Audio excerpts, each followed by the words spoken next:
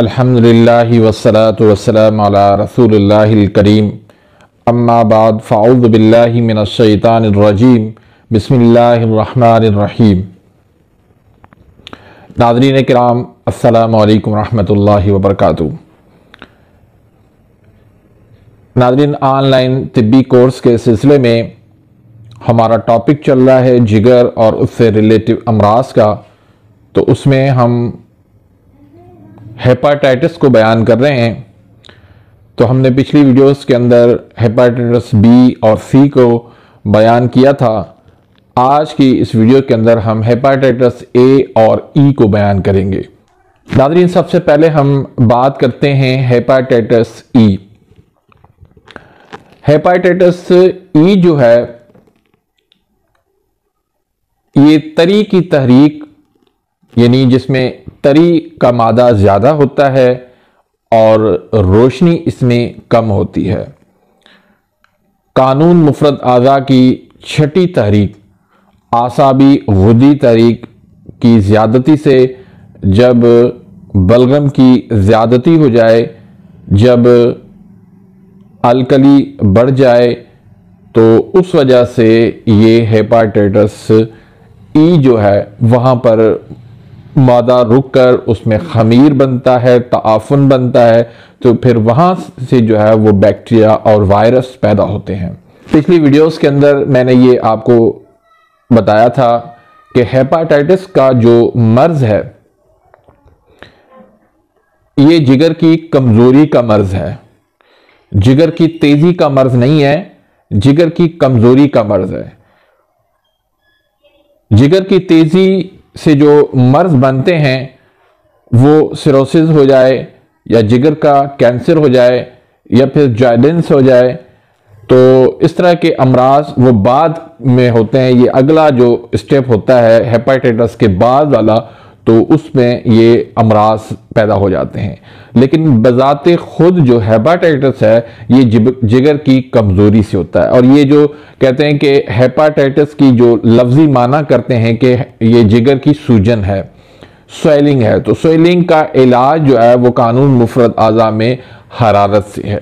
जब आप हरारत देंगे तो स्वेलिंग जो है वो आराम से ख़त्म हो जाती है। तो हेपाटाइटिस ई जो है वो आसाबी गुदी तरी का मर्ज है। इसमें आपने तमाम तर आसाबी गुदी यानी तरी वाली और आसाबी उजलाती यानी सर्द मिजाज की जितनी भी ग़िज़ाएँ हैं वो आपने इनको बंद करनी है, जिसमें आपने दूध, दलिया, कस्टर्ड, सेवियाँ, मक्खन, बालाई, इस तरह की जितनी भी ग़िज़ाएँ हैं वो सारी आपने बंद करनी है। और आपने इस तरह की ग़िज़ाएँ देनी है जिससे जिस्म के अंदर हरारत पैदा हो। जिस तरह बेसन का इस्तेमाल है, पकोड़े हैं, मछली है और शिमला मिर्च है, काले चने हैं, इंजीर है, मुनक्का है, अंगूर है, अनार है। तो इस तरह की ग़िज़ाएँ इस्तेमाल करने से ये होगा कि एक तो हरारत जिस्म में पैदा होगी और दूसरा जो खून की कमज़ोरी बनती है तो वो भी इससे दूर हो जाएगी। तो हेपाटाइटिस ई जो है वो अगर आसाबी गुदी तहरीक है तो इसका आपने इलाज जो है वो 3 नंबर में करना है। तो इसके लिए आपने 3 नुस्खे इस्तेमाल करने हैं। एक तो तरियाक तबखीर हैंग वाला, और दूसरा नुस्खा आपने देना है हब्बे साबिर का, और तीसरा नुस्खा जो है वो आपने देना है मकवी खास का। अगर छोटे बच्चे हैं, छोटे बच्चों को ये अक्सर हो जाता है हेपाटाइटिस ई, तो उनके इलाज आप करेंगे तो वो ग़िज़ा से कर लें और 2 मुलय्यन से उनका इलाज कर लें। तो अल्लाह के फजल करम से हेपाटाइटिस ई जो है उसका आसानी से आप चंद दिनों के अंदर कर लेते हैं। और हेपाटाइटिस ए जो है वो आसाबी उजलाती तहरीक का मर्ज है। इसमें जिगर के अंदर शदीद किस्म का ज़ौफ़ हो जाता है, हरारत की शदीद कमी हो जाती है और दिमाग और आसाब के ऊपर सोजिश हो जाती है, जिसकी वजह से ब्लड की सर्कुलेशन जो है वो सारी दिमाग की तरफ जा रही होती है।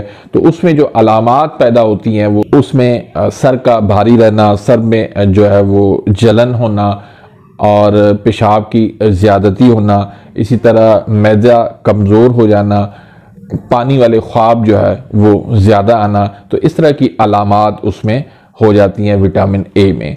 तो इसमें शदीद खून की कमज़ोरी होती है, सुर्ख ज़रात जो है वो आयरन और फौलाद की कमी से वो कम हो जाते हैं, जिसकी वजह से हेपेटाइटिस ए का मर्ज लाक हो जाता है। काफ़ी लोग जो है ना इसको पीला यरकान भी कहते हैं, लेकिन देखें पीला यरकान दो किस्म के होते हैं। एक तो ठीक है, इसमें जो है ना हेपेटाइटिस ए को आप समझ लें पीला यरकान। दूसरा पीला यरकान जो है वो जिगर की खराबी की वजह से होता है, जो वुदी उजलाती में होता है। तो उसको हम जो है ना पीले यरकान के टॉपिक पर जब हम वीडियो बनाएंगे तो उसमें इंशाल्लाह हम उसको अच्छे तरीके से बयान करेंगे। तो कि पीला यरकान क्यों होता है, किस तरह होता है, इसकी अलामात क्या होती हैं और उसकी वजूहात क्या होती हैं, फिर इसके इकसाम क्या है, तो उस टॉपिक पे इंशाल्लाह जो हम अगली वीडियो बनाएंगे उसमें हम बयान करेंगे।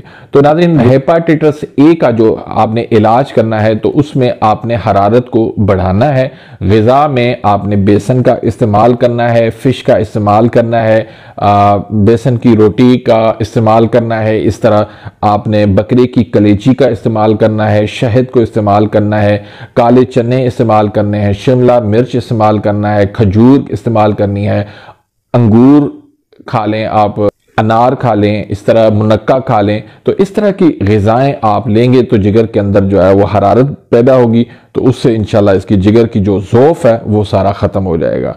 तो इसके लिए आपने कावा जो इस्तेमाल करना है वो अजवाइन पुदीना के इस्तेमाल करना है, और आपने जो दवाई इस्तेमाल करनी है, नुस्खे इस्तेमाल करने हैं, तो वो बताने से पहले एक छोटी सी गुजारिश रखूंगा कि अगर आपने अभी तक मेरे इस चैनल को सब्सक्राइब नहीं किया तो प्लीज़ सब्सक्राइब कर दीजिए, बेल आइकन घंटी के निशान को प्रेस कर दीजिए ताकि मेरी हर आने वाली लेटेस्ट वीडियो का नोटिफिकेशन आप तक पहुंच जाए और आप मेरी वीडियो से मुस्तफीद होते रहें।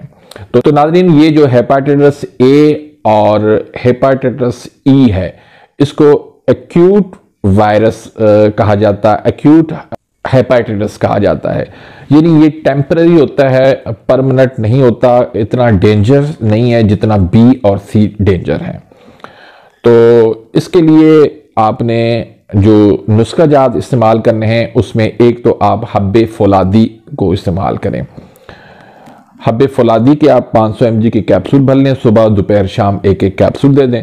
दूसरा नुस्खा आप 4 मुलय्यन का दे दें, और तीसरा नुस्खा जो है वो आप तरिया के मैदा का दे दें। तो इस तरह से आप इसका इलाज करें, अल्लाह के फजल करम से चंद दिनों के अंदर मरीज जो है वो ठीक हो जाता है। अगर मरीज जो है वो छोटा बच्चा है तो उनके लिए हब्बे फौलादी और 4 मुलय्यन दोनों काफ़ी है। अगर बहुत ही छोटा बच्चा है तो उसके लिए सिर्फ आप 4 मुलय्यन से इलाज कर सकते हैं। तो उम्मीद है कि आज की इस वीडियो से आप मुस्तफीद हुए होंगे। मिलते हैं इंशाल्लाह नेक्स्ट वीडियो में, तब तक के लिए इजाज़त, अल्लाह हाफिज़।